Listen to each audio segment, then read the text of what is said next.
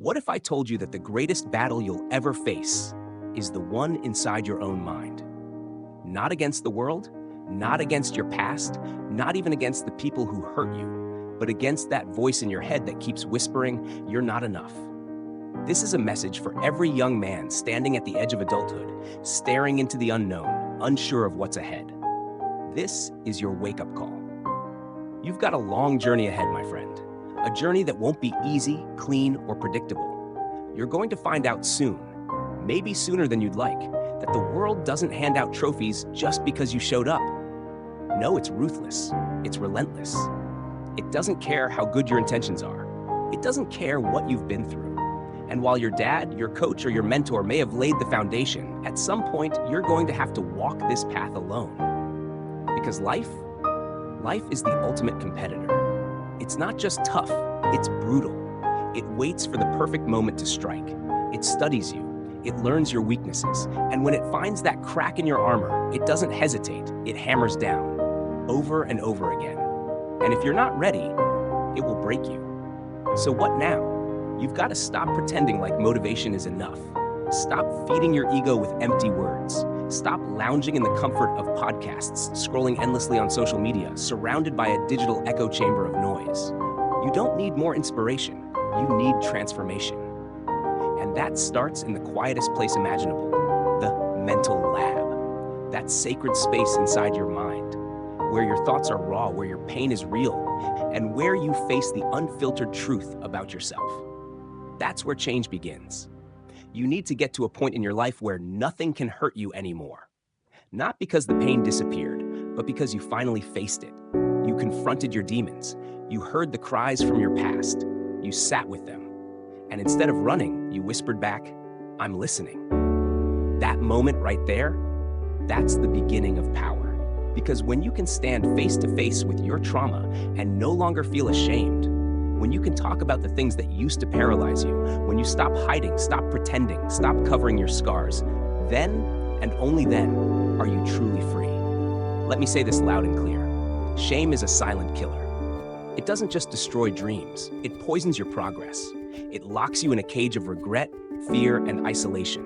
It whispers, "You're too broken, too far gone, you'll never be enough." But I'm here to tell you, that voice is lying. You don't need to be perfect. You just need to be real. You need to take every failure, every scar, every misstep, and face it. Own it. Fix it. Make it better. Not for anyone else, but for you. Because everything you need, it's already inside you.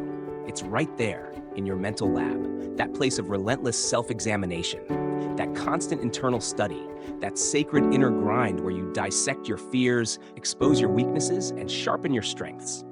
That's where greatness is born. You see, I know exactly what needs to be conquered in my life. Not because someone told me, but because I went looking. I went deep. I dug into the places I didn't want to see, the parts of me that made me uncomfortable, the habits I hated, the pain I avoided, and I faced them. Because here's the truth. Unchosen suffering is inevitable. Life will throw storms at you without asking your permission. Tragedy, loss, failure, they're coming. You can't stop them. You can't predict them. But you can prepare for them. And how do you prepare?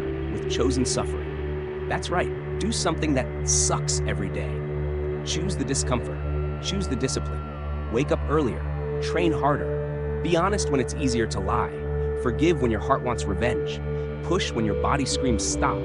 I'm not saying you need to run 200 miles or become the world's strongest man, but you do need a part of you that's tough, a part of you that can take a punch and keep moving.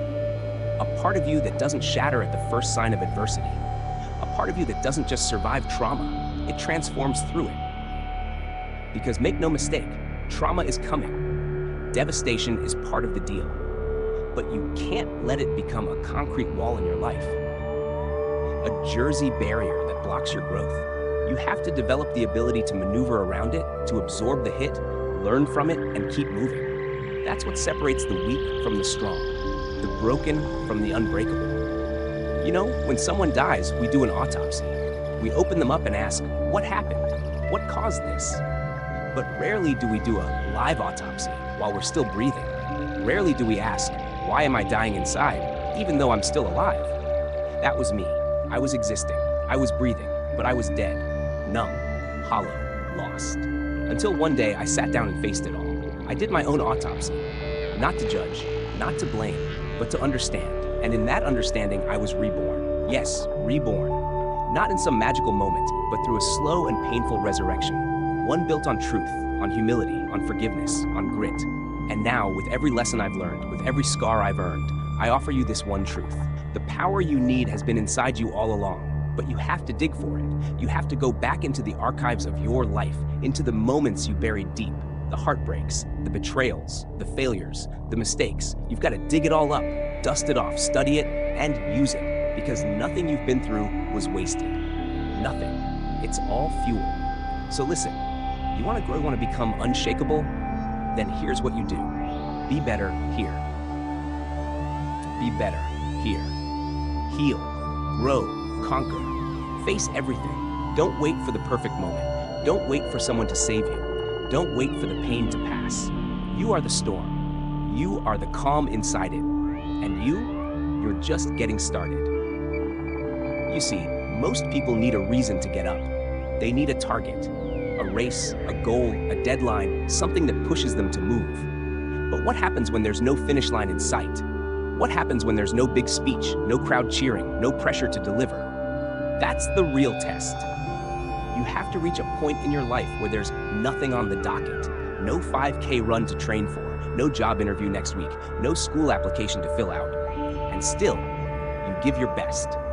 You train, you learn, you fight, even when no one is watching and no one is asking. Because one day, when life throws something real at you, something unexpected and unforgiving, there won't be time to get ready. You'll either be prepared or you won't. That's why you need to practice performing without a purpose. Because the truth is, the purpose has always been there. It never left. People keep chasing goals, but they miss the truth. You are the purpose. It was never about the race or the school or the title.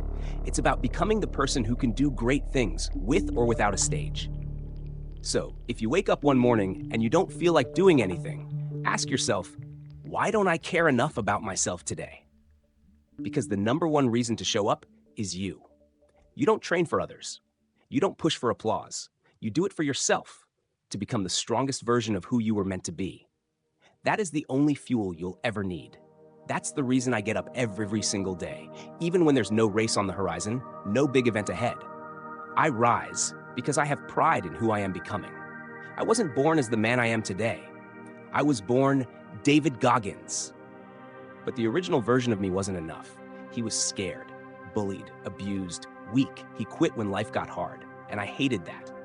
No matter how hard I trained, no matter how physically ready I was, when life punched me in the gut, the old David always showed up and gave up. So I knew I had to build a new version of myself. And that's when Goggins was born. Goggins is not just a name, it's a mindset, a weapon, a machine forged in discomfort. And I built him brick by brick in silence, not in front of cameras, but in the dirt, in the cold, in the early mornings when no one was watching. That's where I got better. I became stronger, not when I had to, but when I didn't have to and still chose to. I became tougher by waking up early with no obligation, by digging holes in the ground when I could have stayed in bed. That's where true growth lives, in the choices you make when you don't have to make them. But through all that hunger, I learned something deeper, humility. Because being hungry isn't enough. Everyone's hungry. Everyone wants success. But if you don't stay humble, that hunger will turn to ego, and ego is the enemy of growth. I'll tell you a story. You ever hear of William Crawford? He was a janitor at the Air Force Academy. To the students, he was just the guy who mopped the floors and cleaned the bathrooms. Just another face in the hallway. But what they didn't know was that William Crawford had received the Medal of Honor, the highest award in the military. He had risked his life in battle, saved others, faced death with courage. And yet, there he was, quietly sweeping floors, scrubbing sinks for young kids who didn't even know his name. No pride, no ego, just service. And that is real strength. That's why he's in my trained humility file, because that man understood something most of us forget. You don't need applause to be great. You don't need recognition to have purpose. You just show up. You do the work, even when no one's watching. He didn't think he was better than anyone. He didn't brag about his medal. He picked up his broom, grabbed his rag, and did his job with honor. That, for me, is the ultimate growth. Not just the ability to suffer, but the ability to serve with humility. That's the strength most people miss. You lose the moment you think you're above others. That mindset will break you. People ask me why I help others. It's simple. Because I've been lower than them. I've been beneath rock bottom. I know the dark places. That's why I can reach those who are still stuck there. I don't speak from theory. I speak from experience. And that's the final test. Can you be your best on your worst day? Can you still rise when the fire inside is burned out? Because motivation is fleeting, it's just a word. But discipline, humility, and purpose, those are what carry you through. You see, it's not enough to just want it. Not even enough to be motivated or disciplined. Because motivation, as powerful as it seems, is temporary. It comes and goes like the wind. And discipline? Well, discipline is stronger. It's what carries you when motivation disappears. But here's the hidden key. Even discipline needs clarity to thrive. Jocko Willink once said it best. Discipline eats motivation for breakfast. But what he didn't say, and what most people don't understand, is this. Without a clear mental space, even discipline can break down. Let me explain it to you like this. Imagine your mind is like a circuit breaker panel. You keep plugging everything. Your job, your family issues, financial stress, your health goals, self-doubt, unfinished projects, all into one overloaded circuit. At some point, that thing's going to blow. The whole system short circuits, and when it does, your mental power shuts down. Your clarity is gone. Your willpower gets fried. This is why people burn out, even when they're trying to do the right thing. This is why discipline disappears on Wednesday, even though it was strong on Monday. Because your mental garage is too cluttered. You can't find room to function. It's chaos in there. You ever try to put something new in a garage that's already overflowing? You can't. And even if you force it in, it's not accessible. That's what happens in your mind when it's stuffed with too many distractions. You lose consistency. You lose access to your discipline because it's buried under all the junk. That's why I talk about mental zones, compartments in your mind where everything has its place. Think of it like labeled shelves, one for family, one for work, one for goals, one for pain, one for clarity. If you can organize these zones, then, and only then, can discipline live in your mind in a sustainable way. But here's what happens to most people.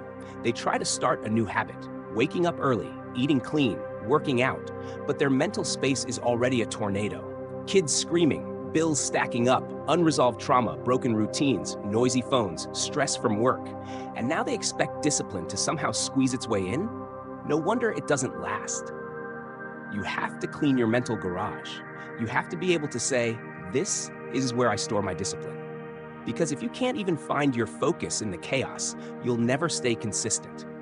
That's why I meditate 2 hours every single night. Not because it's cool, not because it's trendy, but because it's necessary. It's my way of reorganizing the shelves in my brain. I walk into that cluttered garage at the end of every day, and I clean it. I remove the noise. I reset the wires. I sharpen my thoughts. I armor up. So when I wake up the next day, I'm not panicking. I'm not late. I'm not lost. I'm ready. This preparation, it starts with truth. You have to have the truth. Why? Because truth gives you a starting point. Without truth, you're building a fantasy. You're telling yourself lies. But when you finally confront the uncomfortable, when you walk into that zone that makes your skin crawl, where excuses no longer work, that's where your real self lives. We all say we want to be tough, but we try to find that toughness in comfortable places. Let me be honest with you. You will never find toughness in comfort. Not in your soft bed. Not in your perfect routine. Not in your easy wins. You want real mental strength? Throw yourself into the deep end. Drown yourself in struggle. Get to that place where everything feels off, where you're gasping for breath, where you don't know how to keep going, and then find a way. That's the starting point. That's where the mirror reflects back your true identity. Not the mask, not the version you post online, but the raw, gritty, unfinished version of yourself that says, I'm not doing enough. I'm wasting potential. I'm hiding from pain. In your mind, there's this internal dialogue. You're not doing what you know you could be. You're only playing with the easy 20%. The rest, the other 80%, is hidden behind pain, behind failure, behind trauma, behind fear. But guess what? Behind that darkness is light. You don't grow by reaching easy goals. You grow by setting goals that scare you, that make you doubt, that stretch you until you snap, and then pull yourself together again, stronger than before. The only way to become more is to aim for what seems impossible. So the next time that alarm clock hits 4 or 5 a.m. and your brain says, "No, not today," you answer back, "This is just what we do now." Because discipline doesn't negotiate with feelings. It doesn't care if you're tired. It doesn't ask if the stars are aligned. It just moves. And when you've organized your mind, cleared your shelves, reset your focus, embraced your truth, then discipline doesn't just survive. It dominates. There's an undeniable amount of pain involved in chasing something that matters. Not just physical pain, but deep mental pain. The kind that shows up when you're forced to do something you don't want to do, over and over again, just to move 1 inch closer to your goal. Every single day, you've got to ask yourself, did I do enough today? And then ask it again tomorrow, and the day after that, until it's no longer a question. It just becomes part of your breathing, part of your existence. Because if you truly want something great, you'll quickly learn the difference between trying and really trying. You'll learn that success isn't about how much you want it when things are easy. It's about how much you can push when things get hard, when your body screams stop, and your mind starts whispering, give up. But here's the brutal truth. Your brain is the most powerful weapon you own. It's not your body, it's not your talent, it's not your motivation. It's the way your mind processes pressure, pain, and isolation. Because when depression hits, or tragedy strikes, or when you're sitting alone with the crushing weight of loss, you can't Google your way out of that. You can't scroll through social media and find relief. You're alone in your head. For hours, your brain becomes your battlefield. And in that space, your mind will try to control you. It'll pull you in 1,000 directions: fear, insecurity, sadness, procrastination, anything to make you stop. But you've got to fight back. You have to take control of your brain before it takes control of you. You have to command your mind. Tell it where you want to go, how you want to get there, and when you're going to start. If not, it will run wild. And when that happens, it's over. Back then, all I knew was hard work. I didn't have tricks, hacks, or shortcuts. All I had was grit. Couldn't memorize a paragraph? Read it again. Still not getting it? Read it again. Still not working? Write it out, word by word. That's how I learned. That's how I adapted. That's how I overcame. I gave myself no way out. There was no maybe tomorrow. There was no I'll try again later. It was, you're not leaving this room until you get it done. And eventually, my mind started to understand. This guy isn't going to quit. So I guess we better figure it out. That's the power of relentless effort. Your brain will adapt if you force it to. It will evolve under pressure if you don't let up. So I immersed myself in the struggle. I stopped avoiding discomfort and became one with it. I became the storm. I became the pain. I became hell itself, and that became my new normal. There was nothing outside those walls, just pain, repetition, and growth. I remember watching a segment on TV once. It was about guys going through Navy SEAL training. I was already a great swimmer, but I was afraid of the water. I watched these guys struggle, suffer, and quit, one by one. But at the very end, 22 men remained, standing strong, beaten but unbroken. Their commanding officer gave a speech, and something about that moment hit me deep. I started visualizing myself as the 23rd man, the one who didn't quit, the one who stayed. And for the first time in my life, I wanted that feeling. Not fame, not trophies, not to beat anyone else. I just wanted to know what it felt like to finish something, to go the distance. Because until that point, everything in my life had followed the same pattern. When it got hard, when I wasn't the best, I walked away. When I didn't succeed right away, I gave up. But not this time. This time, I was going to finish no matter what. Because finishing, for me, was the ultimate victory. And the crazy part, I started to feel that victory, not at the end, but during the battle. Every time I pushed through pain, every time I kept going when my brain screamed stop, I started to taste success. It wasn't about winning anymore. It was about proving to myself that I could survive the war with my own mind. Every challenge became a mission. Every goal became a test. And every setback became an opportunity to say, I'm still here, I'm not done yet. If you're reading this and you feel broken, if you're reading this and life keeps knocking you down, just remember one thing. You're still here. You're still breathing. You still have a choice. And if you choose to fight, not for the crowd, not for the praise, but for your own growth, then even in your darkest moment, you've already won. No one, and I mean no one, ever finds their true self without going through trials, without tribulations, without suffering, without accountability, because accountability is suffering. It's the quiet pain of holding yourself to a higher standard every single day, not just when it's convenient. It's not about being accountable when someone's watching. It's about being accountable when no one is, when it's just you and your choices. Being accountable means showing up for yourself. It means doing what's right, not just for you, but for the people standing next to you, for the people who count on you, for the future version of you that's begging you not to quit. And the crazy thing is, accountability is measurable. The more I held myself accountable, the more I gained confidence. The more I pushed through pain, the more I realized I'm not who I used to be. And that confidence, it changed everything. Because confidence doesn't come from talk, it comes from action. You can't fake it, you can't borrow it.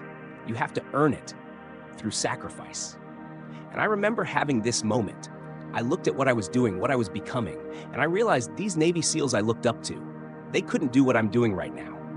Not because I was stronger, not because I was better, but because I was doing it alone. No coach, no trainer, no team, no nutritionist, no money, no fancy gym, no roadmap, just raw effort, just discipline, just pure sacrifice. I didn't even know how to lose weight. I had no idea what I was doing, but I kept going. I worked, I suffered, I figured it out step by painful step. And it wasn't the workouts that changed me. It wasn't the miles or the reps or the diets. It was the discomfort. It was putting myself in a place so uncomfortable, so unfamiliar, that the only option was to evolve or collapse.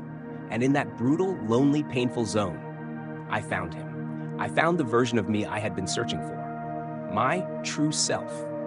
The real me wasn't born in confidence. He wasn't born in comfort. He was born in chaos. He came from hardship. He came from failure. He came from fear and doubt and all the things I used to run from. He was forged, not discovered. People ask me all the time, how do you do it? How do you push yourself that far? How do you stay consistent? How do you stay hungry? And here's the honest answer. You already know. You know exactly how. Deep down, you know what you've been avoiding. You know the truth you've been hiding from. You know the standards you've been lowering and the promises you've been breaking to yourself. You don't need a motivational quote. You don't need a new plan. You just need to stop lying to yourself. Because once you get honest, brutally honest, once you stop pretending and start taking ownership, that's when everything changes. That's when pain becomes power. That's when fear becomes fuel. That's when you stop running and start becoming. So here's my message to you. The one thing I've learned above all else, if you want to find your strength, if you want to find your potential, if you want to become someone you've never been before, then step into the fire. Don't run from the suffering. Lean into it. Because in that fire, in that lonely, brutal, unforgiving space, that's where your true self is waiting. He's not hiding. He's not gone. He's just buried under comfort, excuses, and fear. Dig him out. And when you do, you won't need to ask how anymore. You'll already know.